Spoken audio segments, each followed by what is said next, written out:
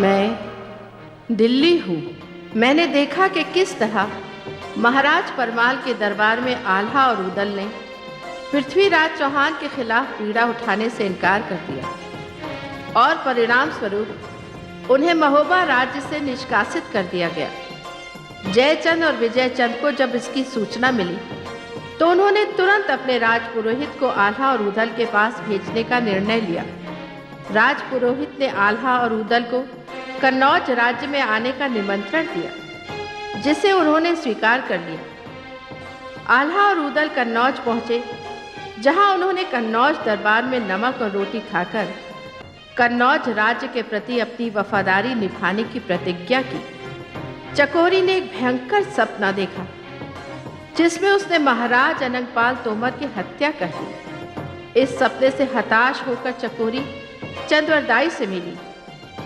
अब चकोरी जीवन के दोराहे पर खड़ी ये सोच रही थी कि वो चंद्रवरदाई की प्रेमिका है या कन्नौज राज्य की गुप्तचर। और मैं ये सोच रही थी कि चकोरी का अंतर्द्वंद उसे कहाँ ले जाएगा।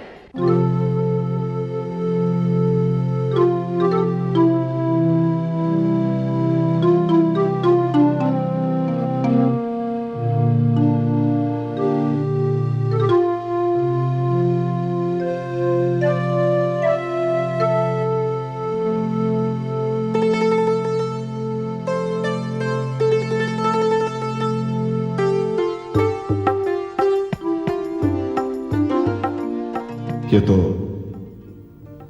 मैं जानता हूं कि महोबा नरेश महाराज परमाल किसी राजकुमारी का स्वागत करने आए थे। अगर आप आज्ञा दें तो उनकी अनुपस्थिति में मैं आपका स्वागत करता हूं।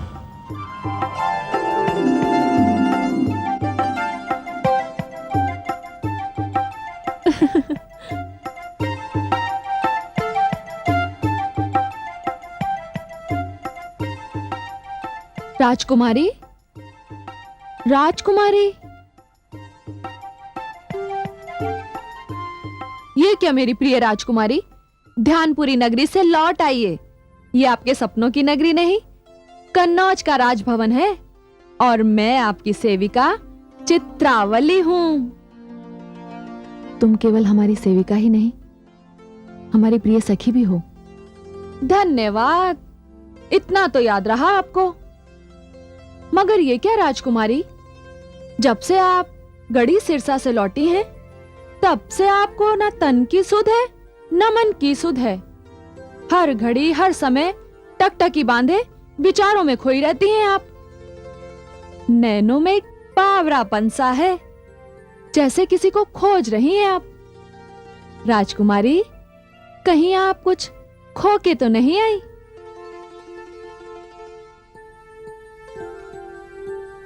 तुझे कैसे पता चला कि हम वहां कुछ होकर आए हैं? राजकुमारी, पता कैसे न चलता? मैं तो दिन रात आपके साथ साई की तरह रहती हूँ। मैंने देखा है, गढ़ी सिरसा से लौटते वक्त आप अपना तन साथ लाई हैं, मन नहीं। और ये तब होता है जब... आगे बोल चित्रा। ये तब होता है जब किसी से प्यार होता है। हाँ, प्यार तो हो ही चुका है। सच? बधाई हो राजकुमारी, बधाई हो। लेकिन चित्रा, तूने ये नहीं पूछा कि प्यार किससे हुआ है? तो बता दीजिए, कौन है वो चितचोर? नहीं चित्रा, वो चोर नहीं, बहुत बड़े वीर हैं। अच्छा, तो वो वीर हैं? कौन है वो महावीर, जिसने हमारी राजकुमारी के मन पर अधिकार जमाकर उसकी सुध-बुध बिसरा दी है? बताइए, बताइए ना राजकुमारी। चित्रा, मेरे पास आओ।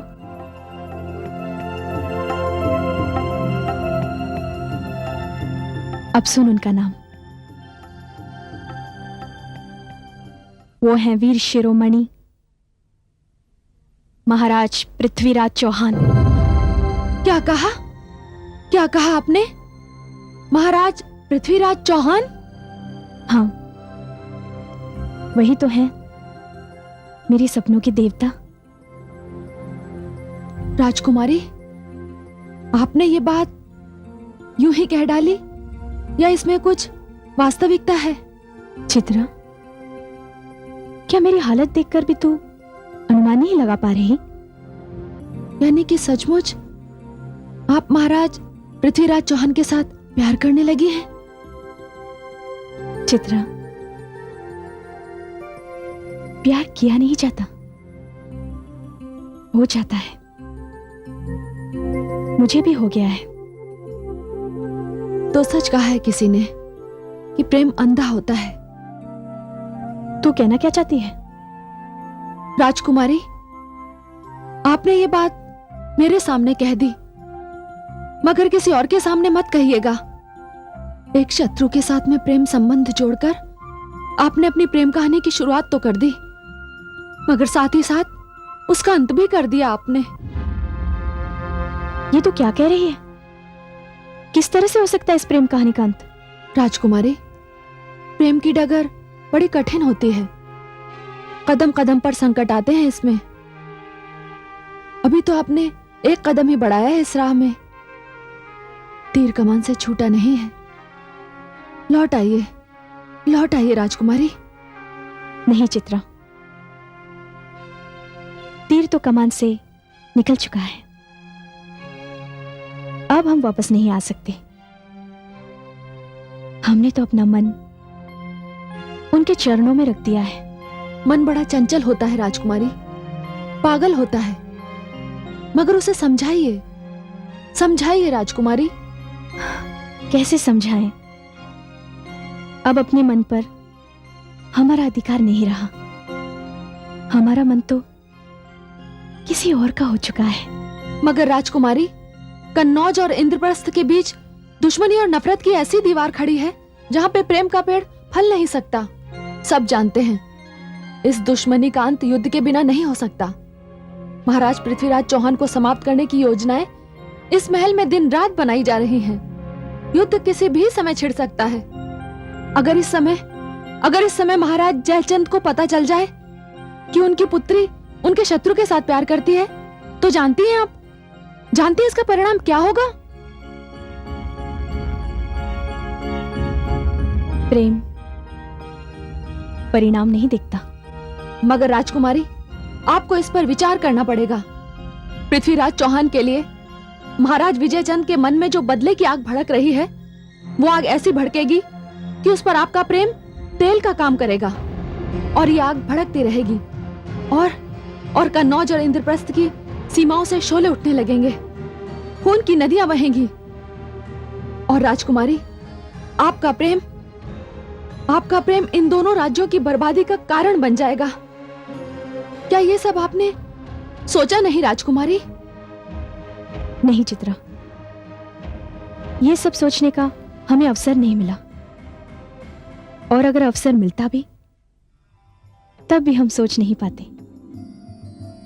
हम तो केवल ये सोच रहे हैं कि जितने व्याकुल हम हैं उनके लिए, क्या वो भी हमारे लिए उतने ही व्याकुल हैं?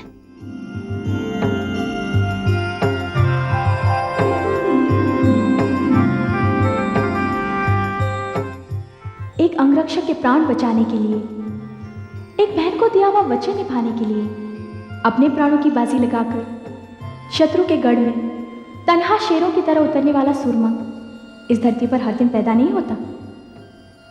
हमने आपके और महाराज परमाल के बीच हुए संवाद को सुन लिया था। अपनी मां की कोख को धन्य करने वाले महाराज पृथ्वीराज, हम श्रद्धा से आपको प्रणाम करते हैं। हम कन्नौज नरेश महाराज जयचंद राठौर की पुत्री संयोगिता है।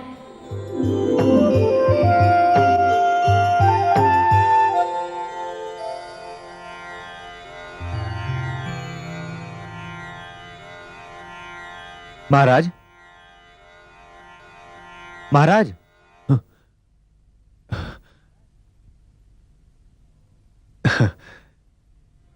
आओ आओ मित्र, कवि चंद बरदाई, आओ। इस समय तुम्हारा यहां आना हमारे लिए किसी वरदान से कम नहीं है। बड़ा भाग्यशाली हूं मैं। मगर महाराज, बात क्या है?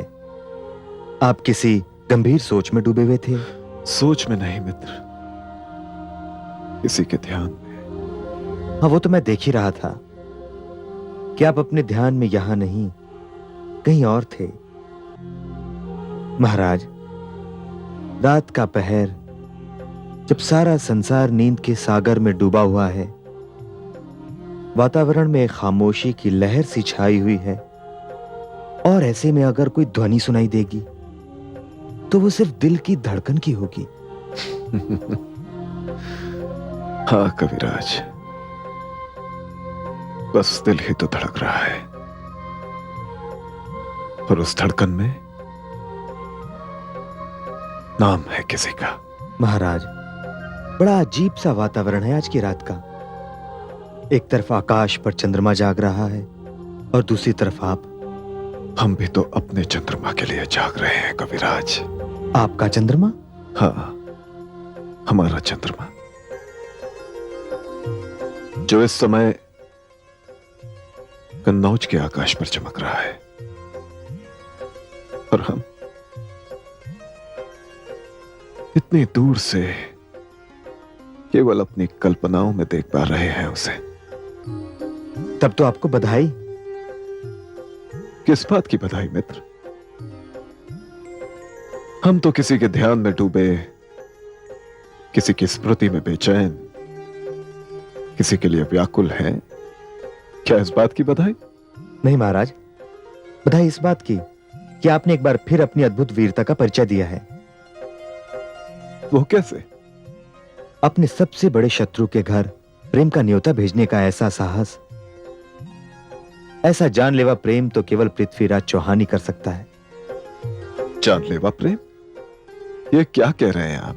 जी हां महाराज, प्रेम तो मैंने भी किया है चकोरी से, मगर हमारे प्रेम में ना तो कोई बाधा है ना कोई रुकावट। मगर आपका राजकुमारी संयोगिता से प्रेम, अपने शत्रु महाराज जयचंद की पुत्री से प्रेम, ये प्रेम तो तलवार की धार पर ही परवान चढ़ेगा महाराज। ऐसा प्रेम तो कोई आप जैसा सूरमा ही कर सकता है। चंद्रवरदाई, हम राजकुमारी संयोगिता से मिलना चाहते हैं। महाराज, राजकुमारी संयोगिता से मिलने की इच्छा तो उस बालक के हट के समान है जो चांद को छूना चाहता है, जो नामुमकिन है। हम इस नामुमकिन को मुमकिन बना देंगे। चंद्रवरदाई, हमें कोई उपाय बताओ, हम राजकुमारी के दर्शन करना चाहते हैं। नहीं महाराज, मैं ये पाप नहीं कर सकता। पाप? कैसा पाप? जी हां महाराज, मैं आपका मित्र हूं, और मुझे याद नहीं कि पिछले जन्म में मेरा और आपका कोई बैर था जिसका बदला मुझे इस जन्म में लेना है। आपको उपाय बताने का अर्थ है सीधे मौत को दावत देना। देखो कविराज, अगर बेचैनी बढ़ेगी तो वो पागलपन का रूप धारण करेगी ही। अगर आपने हमें कोई उपाय नहीं बताया तो हम सारी सीमाओं को तोड़कर कन्नौज चले जाएंगे। तो क्या ये पागलपन इस सीमा तक पहुंच गया है? हम कुछ नहीं जानते, मगर ये सच है कि अब हम अपने आप को रोक नहीं पाएंगे कविराज। वीर शिरोमणि, आपने युद्ध के मैदान में तो अपनी वीरता के झंडे गाड़ दिए, और अब लगता है कि प्रेम के मैदान में कोई नया कीर्तिमान स्थापित करना चाहते हैं। मगर महाराज, ये आत्मघात करने का विचार आपके मन में आया कैसे? निकाल दीजिए इस विचार को अपने मन से। देखो मित्र, उपदेश की चांदी के स्पर्श से प्रेम का ज्वार और अधिक भड़कने लगता है। तुम या तो कोई उपाय बताओ जो इस दहकती हुई ज्वाला को शांत कर दे, या फिर विदा करो हमें कन्नौज के लिए। नहीं महाराज, नहीं। चंद्रवरदाई, तुम तो अच्छी तरह जानते हो कि पागल नदी और पृथ्वीराज सिर्फ आगे बढ़ना जानते हैं, पीछे मुड़ना नहीं। मैं समझ गया महाराज, मैंने अपने जीवन की सबसे बड़ी मूर्खता की जो इस समय आपके पास चला आया। अब अगर मैं महाराज अनंगपाल तोमर के पास जाकर आपकी शिकायत भी करूं तो भी आपका कन्नौज जाना तो निश्चित है। हाँ मित्र, हाँ, मगर महाराज आप ये मत भूलिए कि आप एक योद्धा हैं और एक योद्धा शस्त्र के बिना रणभूमि में नहीं जाता। रणभूमि? ये क्या कह रहे हो तुम कविराज? ठीक कह रहा हूं मैं। महाराज आप कन्नौज जरूर जाएंगे। सच? हाँ, मगर अभी नहीं। तो फिर कब चंद्रवरदाई, कब? महाराज बसंत उत्सव आ रहा है। हमारे राज्य की तरह कन्नौज में भी बसंत उत्सव बड़ी धूमधाम से मनाया जाता है। वहां तलवारबाजी की प्रतियोगिता होती है और इस प्रतियोगिता में जीतने वाले वीर को राजकुमारी संयोगिता स्वयं अपने हाथों से पुरस्कार देती हैं। महाराज कन्नौज जाने के लिए आपको बसंत उत्सव की प्रतीक्षा करनी होगी और इस प्रतियोगिता को जीतना होगा। उसके बाद राजकुमारी के दर्शन भी हो जाएंगे और उनके हाथों से आपको पुरस्कार भी मिल जाएगा।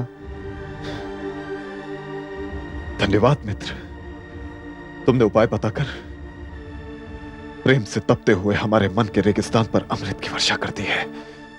तुम्हारा बहुत बहुत धन्यवाद। बस एक बात और बता दो चंद्रवरदाई कि जितने बेचैन और व्याकुल हम हैं राजकुमारी के लिए, क्या राजकुमारी भी हमारे लिए उतनी ही व्याकुल होंगी? महाराज इस समय चंद्रमा मीन राशि में चल रहा है। ज्योतिष की गणना के अनुसार आपकी राशि को देखते हुए उनका जवाब हाँ में हो सकता है। आप ही की तरह राजकुमारी संयोगिता भी व्याकुल और बेचैन हैं।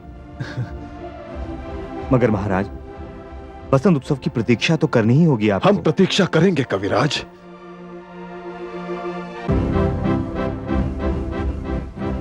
हम वसंत उत्सव की प्रतीक्षा करेंगे। वीर अलाउद्दीन, मैं आप दोनों योद्धाओं को इस वसंत उत्सव की शुभकामनाएं देता हूं। अन्नदाता आपको भी। हम कामना करते हैं महाराज कि ऐसे कई वसंत उत्सव आपके जीवन में आए। धन्यवाद। मैं आपसे यह पूछना चाहता हूं कि आपको कोई असुविधा, कोई कष्ट तो नहीं हुआ? ये क्या कह रहे हैं महाराज? जब से यहां आए हैं आराम ही आराम हो रहा है। हम योद्धाओं को तो इतना आराम कभी नहीं मिला। आप जैसे योद्धाओं का जो स्वागत होना चाहिए था, शायद हम उसका 10वां हिस्सा भी नहीं कर पाए। आप नहीं जानते कि आपके आने से पहले हमने कई बार राजसूय यज्ञ का आयोजन किया था, लेकिन इसमें सबसे बड़ी बाधा थी पृथ्वीराज चौहान। लेकिन अब हमें लगता है कि आपके आने से यह सब कुछ संभव हो जाएगा। अन्नदाता, हमारे होते हुए आपके किसी भी कार्य में कोई भी बाधा नहीं डाल सकता, चाहे वो पृथ्वीराज चौहान ही क्यों ना हो। अन्नदाता, हमने आपका अन्न और नमक ग्रहण किया है। हम आपको विश्वास दिलाते हैं और वचन देते हैं कि आपका शत्रु हमारा शत्रु है। अन्नदाता, यदि आपको पृथ्वीराज चौहान से कोई खतरा है तो चिंता मुक्त हो जाइए, क्योंकि आज तक पृथ्वीराज चौहान की तलवार ने जिन वीरों का सामना किया है उन्हें धरती चटाकर ही वापस म्यान में गई है। किंतु इस बार ऐसा नहीं होगा, क्योंकि इस बार उसका सामना आल्हा और उदल से है। आप देखेंगे अन्नदाता कि आपका अहंकारी शत्रु आएगा तो सर घमंड से उठाए हुए, लेकिन वो सर लेकर वापस नहीं जाएगा, क्योंकि उसका घमंडी सर कटकर आपके चरणों में पड़ा होगा। बस राव आला, ये बात सुनने के लिए हमारे कान तरस रहे थे। आज कनौज उस सागर की तरह है जिसमें हर नदी को लीन होना है और अपना अस्तित्व खो देना है।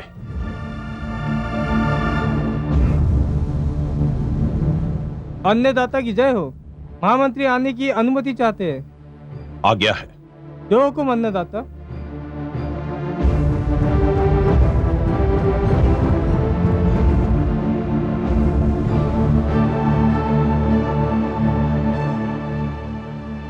महाराज की जय हो। कहिए महामंत्री जी। महाराज, अगर आप आज्ञा दें तो मैं राव आल्हा और राव ओदल से एक निवेदन करना चाहता हूं।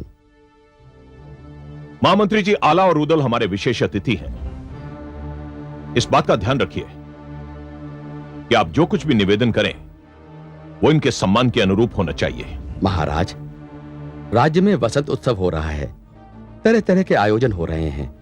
इसी सिलसिले में कल तलवारबाजी की एक प्रतियोगिता रखी गई है, जिसमें देश विदेश से नौजवान राजकुमार अपनी तलवारों के जौहर दिखाने के लिए यहाँ आ रहे हैं।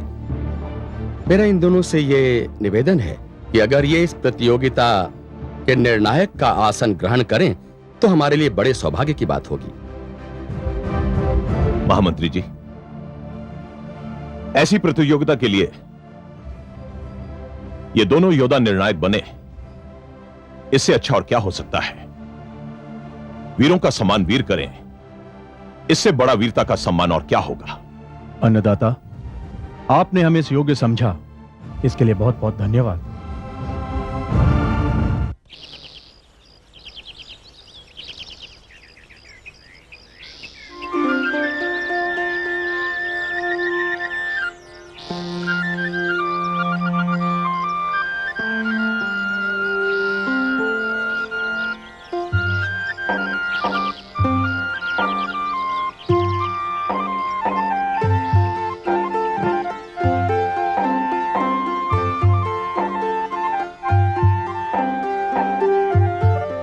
ये तो यहाँ बैठी हुई है। चलो चलते हैं।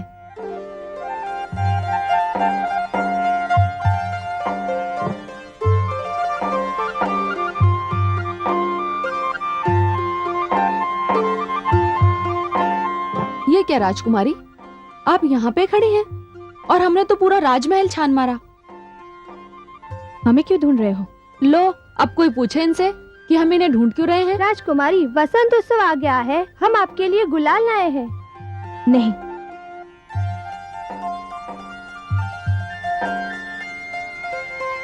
हम गुलाल नहीं खेलेंगे। ये क्या राजकुमारी, वसंत उत्सव और आप गुलाल ना खेले, ये कैसे हो सकता है? हमारा मन नहीं चाह रहा है। इसका अर्थ ये हुआ कि हमें निराशी लौटना पड़ेगा। हाँ, हम विवश हैं। ठीक है राजकुमारी। ठहरो।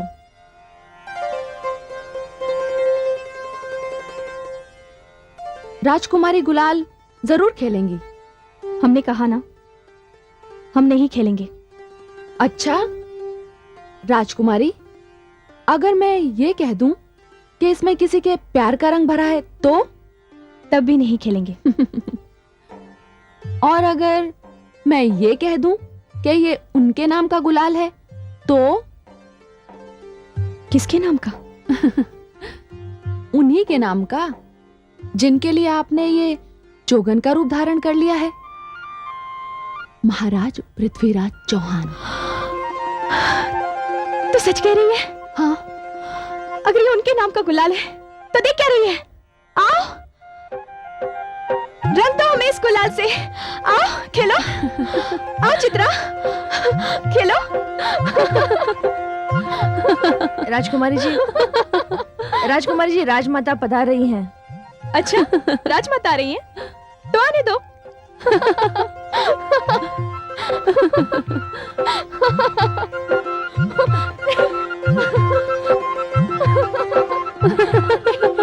चित्रा। अरे बेटी, तुम्हारे चेहरे पे ये गुलाल ऐसे लग रहा है जैसे आकाश पे उषा की लाली हो। चित्रा, आज हमारी बेटी की नजर उतार देना। जी राजमाता।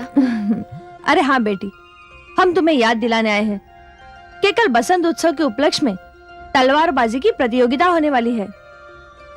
देश परदेसी वीर जवान अपना भाग्य आजमाने आ रहे हैं और सबसे श्रेष्ठ तलवारबाज को तुम अपने हाथों से पुरस्कार दोगी।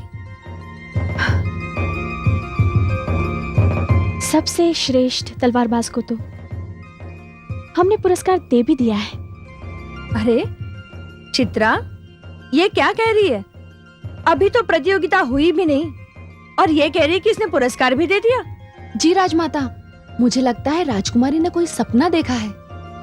लेकिन ये सपना नहीं, वास्तविकता है। हाँ, वो सपने की समानी तो है। लेकिन बेटी, ये सपना नहीं, वास्तविकता है। इस प्रतियोगिता में राव आल्हा और राव उदल ने निर्णायक बनना भी स्वीकार कर लिया है। इसलिए हमने पुरस्कार में रत्न जड़ित सोने की तलवार रखी है। लेकिन मासा, ये पुरस्कार हमारे हाथों क्यों?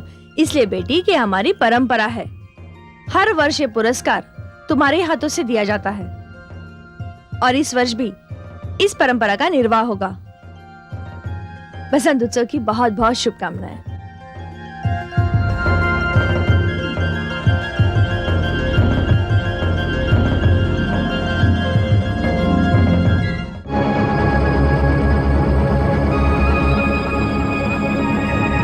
राठौर कुलभूषण, कन्नौज नरेश, महाराज जयचंद तथा महारानी सुनैना समारोह की मुख्य अतिथि राजकुमारी संयोगिता सहित पधार रहे हैं।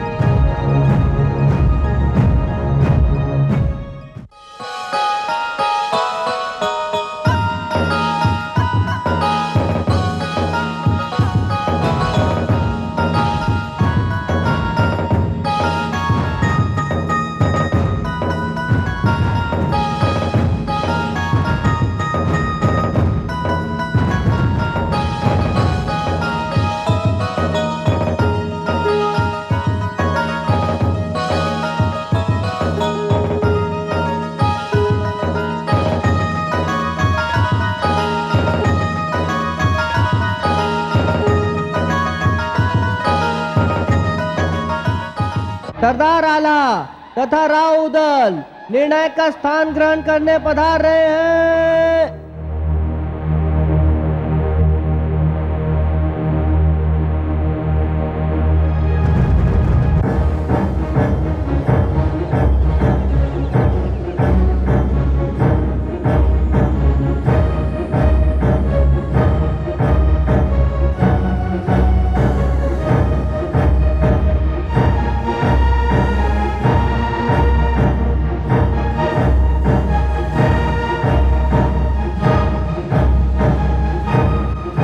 मैं कन्नौज राज्य की ओर से इस क्रीड़ांगन में कन्नौज नरेश, राठौर कुलभूषण, महाराज जयचंद तथा राजकुमारी संयोगिता का अभिवादन करता हूं। इस समारोह में पधारे निर्णायक मंडल में श्री आल्हा और श्री उदल का स्वागत और अभिनंदन।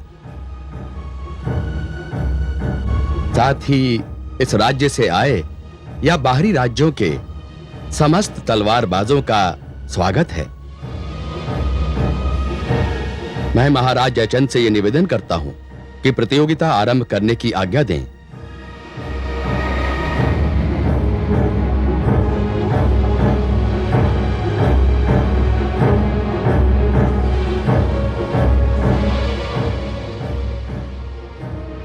प्रतियोगिता आरंभ की जाए।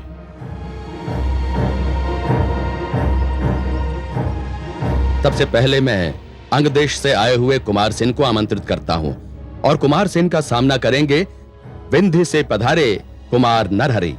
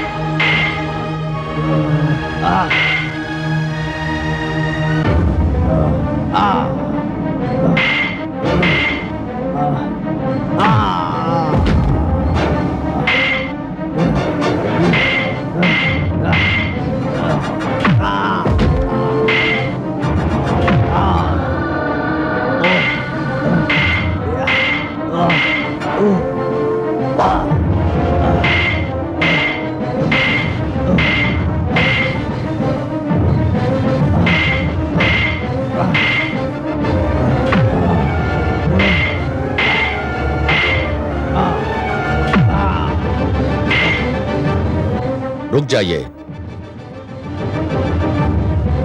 आपने देखा इन दोनों तलवारबाजों ने किस प्रकार अपनी अपनी तलवारों के जौहर दिखाए। कहने को तो यह मुकाबला बराबरी पर समाप्त होता है, मगर इन दोनों में से श्रेष्ठ कौन है, इसका निर्णय करेंगे श्री आल्हा और श्री ऊदल।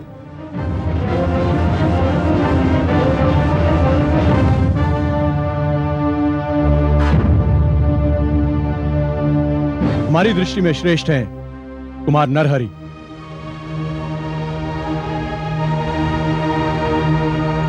अब मैं आमंत्रित करता हूं पहाड़ी क्षेत्र से आए कुमार राणा को, और कुमार राणा का सामना करेंगे गुजरात के कुमार सुदेश्वर।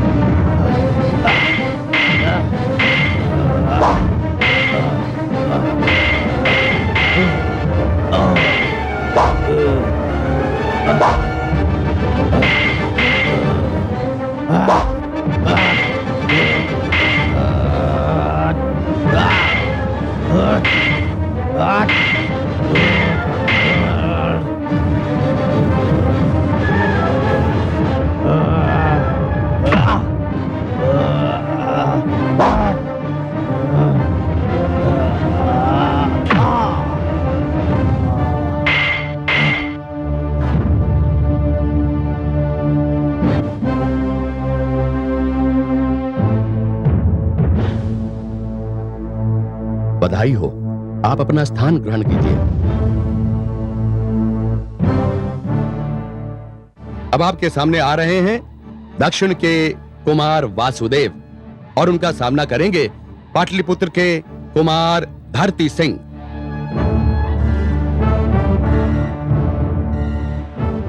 चित्रा, जी राजकुमारी। जरा देख तो, कैसे सर उठाकर चल रहा है। लगता है इसे अपनी तलवार पर बहुत घमंड है। कोई बात नहीं राजकुमारी, घमंडी का तो सर नीचा होता है, और इसका नाम भी धरती सिंह है। इसे धरती पे गिरते देर नहीं लगेगी।